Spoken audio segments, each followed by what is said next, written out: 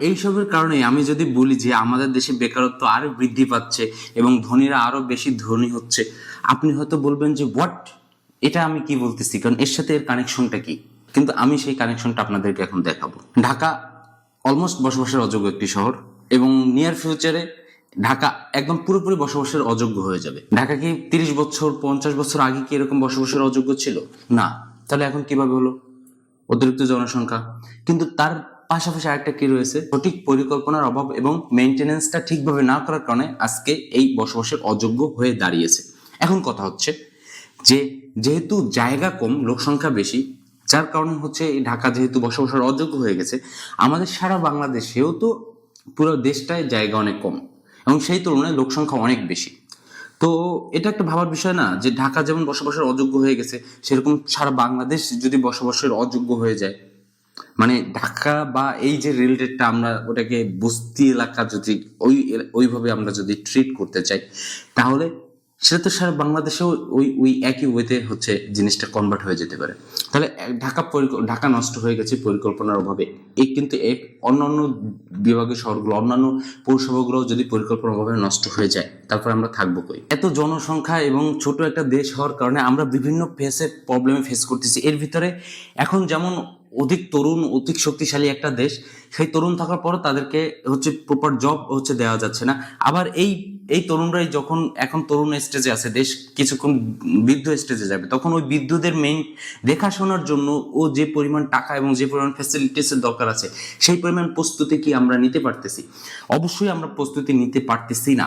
তাহলে যদি নিতে না পেরে থাকি, তাহলে এখন থেকে যদি আমাদের সেই 15 বছর 20 বছরের প্রস্তুতি এখন থেকে যদি আমরা নিতে পারি, তাহলে ভবিষ্যতে এই বাংলাদেশ প্রজন্ম সঠিকভাবে টিকে থাকবে। না হলে এটা একটা আফ্রিকার দেশ হয়ে যাওয়া থেকে কেউ ঠেকাতে পারবে না। ছোটবেলা থেকেই এবং বড় হওয়ার পরও, ইউনিভার্সিটি লেভেলে যাওয়ার পরও, তারপরও আরো এক্সপিরিয়েন্সড হওয়ার পরও কয়েকটা জিনিসে ফোকাস করানো হয়। সেটা হচ্ছে যে খাওয়া, ঘুম, খাওয়া, ঘুম, মানে খাওয়ার জন্য বেঁচে থাকা। কিন্তু দেখুন, শুধু খাওয়ার জন্য আসলে আমরা বেঁচে থাকতেছি না, আমাদেরকে চলাফেরা করতে হয়, আমাদেরকে হচ্ছে অন্যান্য অনেক অনেক অনেক অনেক ফ্যাসিলিটিস গ্রহণ করতে হয়। এবং যে খাবারটা, সেই খাবারটা আবার যে যে আমার ক্ষুধা লাগছে খেলাম, ব্যাপারটা এরকম না। খাবারটা প্রপার সেফটি আছে কিনা, প্রপার হাইজেনিক ফুড কিনা, হেলদি ফুড কিনা, তারপরে যে গাড়িতে চলতে সেই গাড়িটা আমার এক জায়গা থেকে আরেক যাওয়াটাই ম্যাটার করে না, সেই যে এক জায়গা থেকে আরেক জায়গায় যেতে হলে সেই গাড়ির প্রপার ফিটনেস আছে কিনা, সেই গাড়িটা আরামদায়ক কিনা, এই যে এক্সট্রা যে জিনিসগুলো,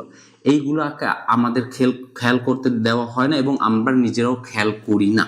আর এইসবের কারণে আমি যদি বলি যে আমাদের দেশে বেকারত্ব আরো বৃদ্ধি পাচ্ছে এবং ধনীরা আরো বেশি ধনী হচ্ছে, আপনি হয়তো বলবেন যে হোয়াট, এটা আমি কি বলতেছি, কারণ এর সাথে এর কানেকশনটা কি। কিন্তু আমি সেই কানেকশনটা আপনাদেরকে এখন দেখাবো। আমি একটা হোটেল বিজনেসের কথা মনে করুন, বলুন আপনার এলাকা, সেটা মফস্বল হোক, জেলা হোক বা বিভাগীয় পর্যায়ে হোক, যে কোনো একটা সিঙ্গেল হোটেলের কথা আপনি চিন্তা করুন, যেই হোটেলে মনে করেন বেচা বিক্রি হতেছে, অধিক জনসংখ্যা এবং প্রচন্ড বেচা বিক্রি হতেছে, ওই হোটেল মালিক যে পরিমাণ টাকা লাভ করতেছে, অ্যাকচুয়ালি ওই পরিমাণ টাকা একটা ইউরোপ আমেরিকার একটা লোক ওইরকম একটা ছোট হোটেল দিয়ে সেই লাভটা করা পসিবল। তাহলে বাংলাদেশের মতো জায়গায় ওই পরিমাণ টাকা সে কেন লাভ করতেছে? কারণ হচ্ছে, দেখুন, সে জাস্ট তার প্রায় অধিক লোকজনের কাছে ওই জিনিসটা বিক্রি করতেছে এবং হচ্ছে সে তার কোনো খরচ নাই। সে জাস্ট খাবার আনতেছে, রান্না করে বিক্রি করতেছে অধিক টাকায়, কিন্তু তার এক্সট্রা আরো কিছু খরচ থাকার কথা ছিল, যেটা না থাকার কারণে সে প্রয়োজনের থেকে অতিরিক্ত পরিমাণ আয় করতেছে। যেমন খাবারটা হচ্ছে প্রপার ভালো, যে হেলদি যে খাবারটা বা ভালো খাবারটা হচ্ছে তার সংগ্রহ করে রান্না করার কথা ছিল, খাবারটা ভালোভাবে পরিষ্কার করার কথা ছিল। এই খাবার ভালোভাবে পরিষ্কার না করার কারণে ওইখানে যে জায়গায় 5টা লোক লাগার দরকার ছিল, সেখানে একটা লোক লাগতেছে। তারপরে সেই পরিষ্কার খাবারটা কিভাবে রান্না করা হইতেছে, কি কি চুলো রান্না করা হইতেছে, পাতিল কিভাবে পরিষ্কার করা হচ্ছে, এবং তারপরে ওই যেখানে বসে খাওয়া হচ্ছে ওই ওই স্থানটা কেন পরিষ্কার করা হচ্ছে না, তারপরে কিভাবে বিল নেওয়া হচ্ছে, কিভাবে ফ্যান চালানো হচ্ছে, কিভাবে এসি চালানো হচ্ছে, ইত্যাদি অনেক কিছু মেনটেন করা হচ্ছে না। যার কারণে লোকজন শুধু খেয়ে যাচ্ছে এবং সে ওখান থেকে অতিরিক্ত পরিমাণ চার্জ করছে। তার কারণে হচ্ছে যে আমাদের এই প্রবলেমগুলো সৃষ্টি হতেছে এবং এটাও একটা জব ক্রিয়েট না হওয়ার কারণ। যেমন ধরুন, ওইখানে যদি আরো 3টা বা 5টা লোক বেশি লাগাইতো এবং প্রপার ওয়েতে সে খাবারটা সার্ভ করতো, তাহলে ওই 3 থেকে 5টা লোক বেশি হচ্ছে জব অপরচুনিটি বাড়তো।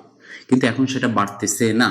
এবং আমাদের হেলথের যা ক্ষতি হচ্ছে তা তো হচ্ছেই, যার কারণে হচ্ছে ওই যে ব্যক্তি যে কষ্ট করে 3টা বা 4টা রেস্টুরেন্ট দিয়ে বা খাবার হোটেল দিয়ে যে পরিমাণ টাকা কামানোর কথা ছিল, সেটা তার একটা সিঙ্গেল হোটেল থেকে হচ্ছে সেই পরিমাণ টাকা কামাচ্ছে।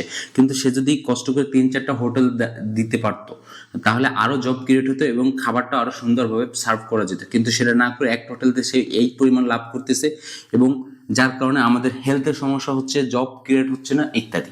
এখন কথা হচ্ছে যে আমি এটা দিয়ে আরো ক্লিয়ার ভাবে কি মিন করতে যাচ্ছি যে আমাদের যেহেতু সমস্যা অনেক বেশি, জায়গা ছোট, লোক সংখ্যা বেশি, আমাদেরকে এই দেশ এবং হচ্ছে এই বেকারত্ব দূর করার জন্য এসএমই অর্থাৎ স্মল মিডিয়াম সাইজের বিজনেসগুলো গ্রো করার ছাড়া কোনো উপায় নাই।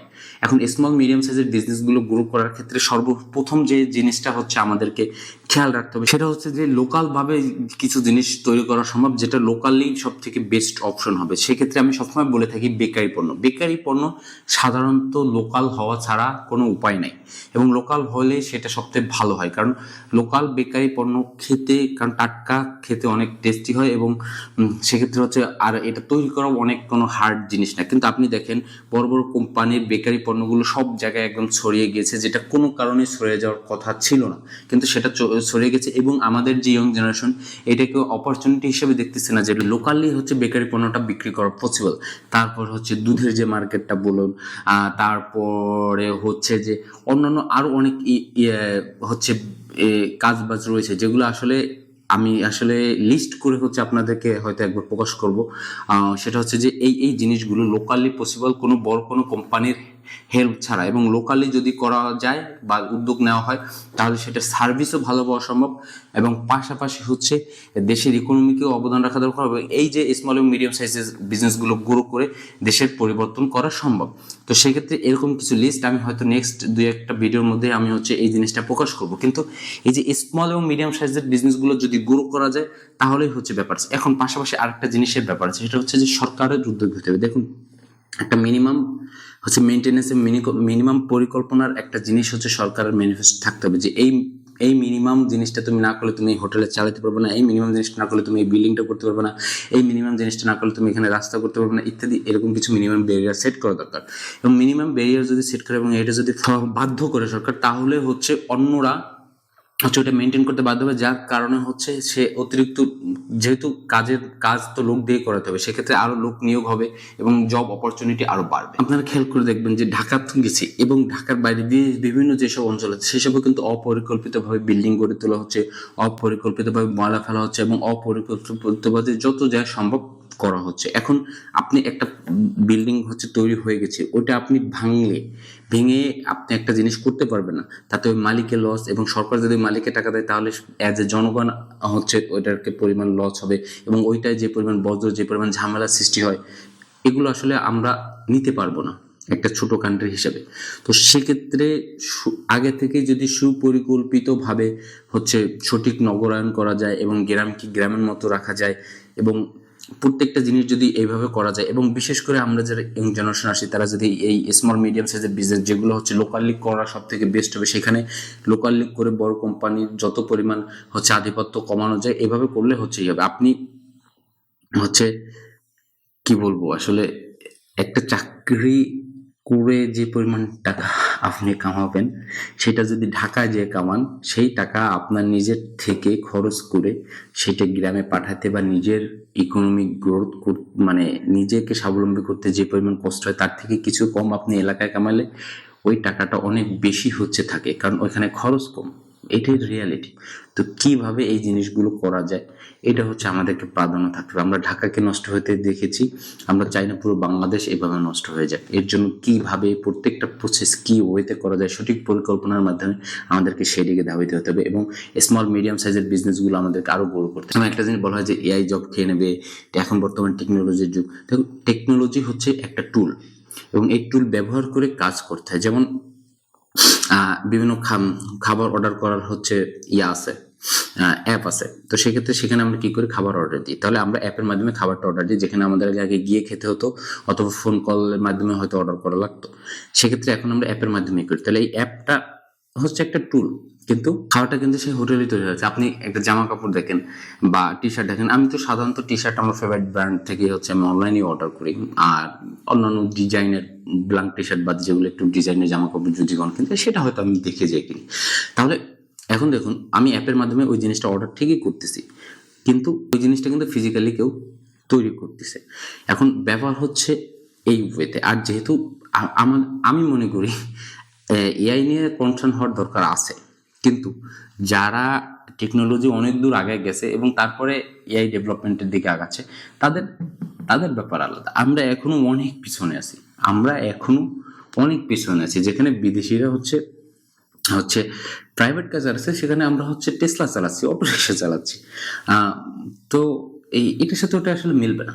সুতরাং আমাদের কাজ হচ্ছে অ্যাজ এ তরুণ সমাজ কিভাবে স্মল এবং মিডিয়াম সাইজের বিজনেসগুলো লোকালি গ্রো করা যায় সেটার চেষ্টা করা, এবং সরকারের কাজ হচ্ছে যে এই যে সঠিক পরিকল্পনা, সঠিক মেনটেনেন্স, সঠিক পরিকল্পনার সাথে যেন প্রত্যেকটা জিনিস, সেটা ছোট একটা সিটি হোক, ছোট একটা বাজার হোক, সব কিছু যেন সঠিক পরিকল্পনার সাথে হচ্ছে গড়ে তোলে, যাতে এইখানে যেন আজকে মানুষ আজকে থাকতেছে, কিন্তু 10 বছর 50 বছর পরও যেন সেখানে মানুষ থাকতে পারে, সেই প্ল্যান মাফিক হচ্ছে আগানো। এবং পাশাপাশি যে কোনো একটা জিনিস গড়লে সেটা যে যেন ভাঙা না লাগে, আর যদি ভাঙাও লাগে সেটা যেন তার অন্য কারো ক্ষতি না হয়। ঠিক এইভাবে একটা জিনিস হচ্ছে আমাদেরকে তৈরি করার পরিকল্পনা করতে হয়। কিন্তু আমি থেকে গেলাম, কিন্তু পরের মানুষটা থাকতে পারলো কি পারলো না, বা তার কি ক্ষতি বা লাভ হলো কি হলো না, এই জিনিসটা যদি সরকার চিন্তা না করে, আমরা চিন্তা না করি, তাহলে আসলে আমাদের ফিউচার জেনারেশনের জন্য হচ্ছে এই দেশটা সুন্দরভাবে রাখতে হবে না। একটা দেশ বা কালচার তখনই হচ্ছে পাওয়ারফুল হয় বা তখনই হচ্ছে সুন্দর হয় যখন সে তার ফিউচার জেনারেশনের জন্য চিন্তা করে। কারণ আমরা যে সব কালচারাল বা হাই প্রোফাইল কান্ট্রিগুলো আমরা দেখে থাকি, তারা কিন্তু ফিউচার জেনারেশনের কথা চিন্তা করে সবকিছু বিল করে, যার কারণে তাদের ইতিহাস ঐতিহ্য কয়েক হাজার কোটি বছর পর্যন্ত হচ্ছে চলে যায়। কিন্তু আমাদের ক্ষেত্রে সেটা কয়েক হাজার বছর কেন, আমরা তো যে কয় বছর হয়েছে সেই কয় বছর আমরা সঠিকভাবে হচ্ছে আগাতে পারছি না। তো সেক্ষেত্রে এই জিনিসটা আমাদের খেয়াল রাখা দরকার, এবং বিশেষ করে স্মল এবং মিডিয়াম সাইজের বিজনেসগুলো আরো গ্রো করা দরকার। টেকের জায়গায় থাকবে। টেকটা হচ্ছে একটা টুল, যে টুলটা ব্যবহার করে বিভিন্ন সার্ভিস হচ্ছে আমাদেরকে দিতে হবে, এবং আমাদের এই মাইন্ডসেট থেকে যদি বের হয়ে আসি, তাহলে কোনো টেক বা কোনো এআই হচ্ছে আমাদেরকে প্রবলেম করতে পারবে না। সেটা হচ্ছে যে ওই মাইন্ডসেট, সেটা হচ্ছে যে লার্নিং এর মাইন্ডসেট। অর্থাৎ এখন আমরা হচ্ছে একটা জিনিসে আছে, টেকনোলজি জেগেছে, আচ্ছা এখানে কি কি করা দরকার আমরা সেটা করব। এরপর যদি এআই চলে আসে, আমরা এআই শিখবো এবং এআই অনুযায়ী কি কি করা দরকার সেটা করব। তারপরে যদি এআই থেকে কোনো অ্যাডভান্স টেকনোলজি আছে সেটা আবার আমরা শিখবো, এবং সেই অনুযায়ী হচ্ছে আমরা প্রবলেম সলভ করবো এবং আমাদের লাইফস্টাইলটা আঁকবো। হয়তো শতযুগ আগে আমাদের হাত পাখা ছিল, তারপর ফ্যান আসছে, তারপর এসি আসছে, এরপর আরো ডিফারেন্ট কিছু আসবে। ঠিক তেমনি কখনো সাইকেল ছিল, কোনো মোটর সাইকেল হয়েছে, কখনো এই হবে প্রথমে। তারপরে এখন হচ্ছে প্রথমে গুগল ছিল, তারপরে এআই আসছে। গুগলে যে জিনিসটা আমরা 10টা 20টা ওয়েবসাইট হচ্ছে সার্চ করে যে সামারিটা আমরা পাইতাম, সেটা এখন চ্যাটজিপিটি একবারে পাই। তো আমাদের সময় লাভ হচ্ছে, কিন্তু যে জিনিসটা আমি আগে সার্চ করতাম সেই জিনিসটা আমি এখন চ্যাটজিপিটি সার্চ করি। আগে আমার 1 ঘন্টা লাগতো বা আমার 5 ঘন্টা লাগতো একটা রিসার্চ করতে, এখন সেখানে আমার 10 মিনিট লাগে একটা জিনিস রিসার্চ করতে। তাহলে এই যে আমার সময় বেঁচে গেছে, তো আমি লাভবান হচ্ছি। কিন্তু আমি কিন্তু সেই আগে একটা প্রবলেম নিয়ে কাজ করবো, এখন হয়তো নতুন কোনো প্রবলেম নিয়ে কাজ করি, কিন্তু আমাকে শিখতে হবে, আমাকে কাজ করে যেতে হবে। এইভাবে যদি আমরা চিন্তা করি, তাহলে কোনো এআই কোনো টেকনোলজি হচ্ছে আমাদেরকে ওইভাবে পিছনে ফেলতে পারবো না, কিন্তু আমাদেরকে নিজেদেরই করতে হবে। আর দেখুন, একটা জিনিস কি, আমরা বাইরের প্রবলেম সলভ করবো, আমরা বাইরে রপ্তানি করবো, ইটস ওকে, শুনতে অনেক ভালো লাগে, কিন্তু ব্যাপার হচ্ছে যে আগে আমরা নিজেদের প্রবলেমগুলো একটু সলভ করি। নিজেদের প্রবলেম সলভ করে তারপর আমরা বাইরের প্রবলেম সলভ করি। আমি যেটা মনে করি, আমেরিকানরা কিন্তু তাদের নিজেদের প্রবলেমই সলভ করতেছে, তো তারা এত অ্যাডভান্স যে ওদের প্রবলেমই হচ্ছে 2 বছর 5 বছর পরে আমাদের প্রবলেম ফিল হয়, বা আমাদের ওরা যে জিনিসটা 10 বছর আগে সলভ করছে ওইটা এখন আমাদের প্রবলেম। তার কারণে আমরা আর নতুন করে সেই প্রবলেম সলভ না করতে গিয়ে আমরা ওদের সলিউশনটা আমাদের দেশে নিয়ে আসি এবং আমরা সেই সলিউশনটা হচ্ছে ব্যবহার করি। তো ব্যাপার হচ্ছে আমরা যদি অ্যাডভান্স হয়ে যাই, তখন আমাদের প্রবলেমে আমরা সলভ করব, এবং তারা পিছন থাকবে, তারা আমাদের সলিউশনটা নিয়ে হচ্ছে তারা ব্যবহার করবে। কারণ দিন শেষে আমরা হিউম্যান বিং, পৃথিবীর যে দেশেই থাকি না কেন, এবং আমাদের সকলের প্রবলেম হচ্ছে অনেকটা সেম এবং সমাধানও সেম হবে। তো এই জন্য হচ্ছে আমাদেরকে প্রবলেম এবং সমাধানের দিকে আগাইতে হবে। সো ঢাকা থেকে শুরু করে সারা বাংলাদেশে আমাদেরকে এই জিনিসগুলো তৈরি করতে হবে। ধন্যবাদ সবাইকে।